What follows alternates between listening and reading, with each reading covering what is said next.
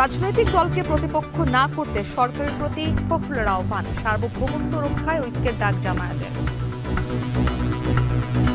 যে দয়া করে রাজনৈতিক দলগুলোকে বা রাজনীতিকে আপনাদের প্রতিপক্ষ বানাবেন না। দেশের শান্তি শৃঙ্খলা, স্বাধীনতা, সার্বভৌমত্ব রক্ষায় আমরা প্রতিশ্রুতিবদ্ধ। জানুয়ারিতেই যমুনা রেল সেতু উদ্বোধন, 1 ঘন্টার পথ পাড়ি দেওয়া যাবে, 5 মিনিটে বাড়বে যোগাযোগের গতি।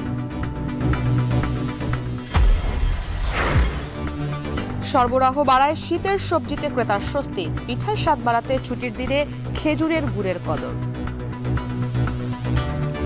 কাঁচা বাজারটা মোটামুটি এখন আমাদের যারা আছে একটু এটা অনেক কম। পিঠা বানায়, পিঠা খাবো, শীতে পিঠা খুব মজা। এবং চলে গেলেন প্রেমের কবি হেলাল হাফিজ। আগামীকাল প্রেস ক্লাব ও বাংলা একাডেমিতে 2 দফা জানাজা শেষে নেত্রকোনায় দাফন।